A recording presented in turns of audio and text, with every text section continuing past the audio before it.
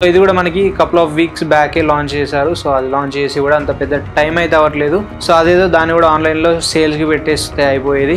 వీళ్ళు మళ్ళీ name change చేసి సేమ్ మొబైల్ని నేమ్ చేంజ్ చేసి మళ్ళీ తీసుకొస్తున్నారు. ఈ స్ట్రాటజీస్ ఏంటో కానీ చాలా బ్రాండ్స్ కొంచెం ఈ బడ్జెట్ సెగ్మెంట్లో ఉన్న బ్రాండ్స్ అన్నీ అయితే ఈ విధంగా ఈ మధ్యకాలంలో అయితే చేస్తూ ఉంటాయి. ఇప్పటివరకు ఎవరైతే మొబైల్ UA4 మొబైల్ ఎవరైతే పర్చేస్ చేశారో వాళ్ళు ఆ 64 GB ఎక్స్ట్రాగా ఏదైతే O3 Proలో వస్తుందో అది లాస్ అయినట్టే.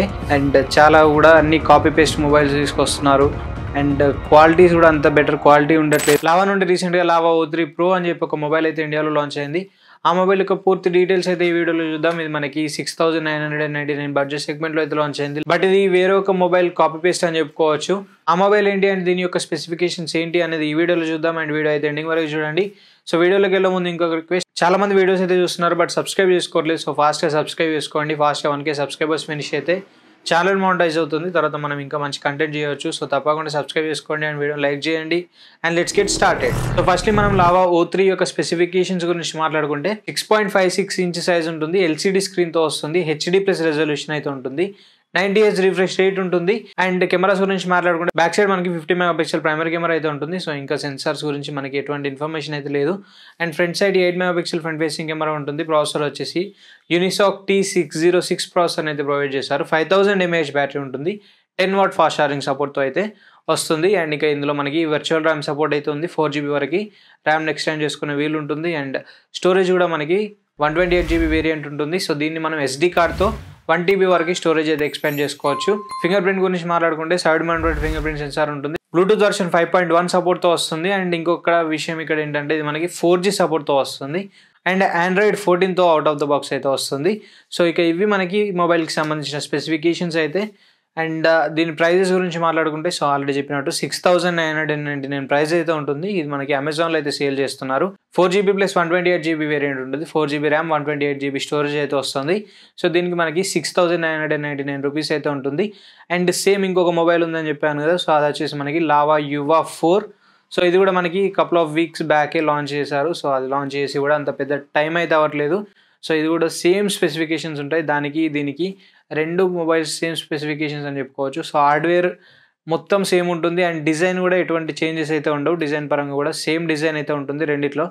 ఒక చేంజ్ ఏంటంటే ఇక్కడ మనకి నేమ్ ఒకటే చేంజ్ అవుతుంది, అంతేగాని మొత్తం సేమ్ ఉంటుంది. ప్రైస్ కూడా 6999 సేమ్ ప్రైస్ సెగ్మెంట్లో ఉంటుంది. బట్ మనకి లావా UA4 అనేది రీటైల్ స్టోర్స్లో అయితే సేల్లో ఉంది.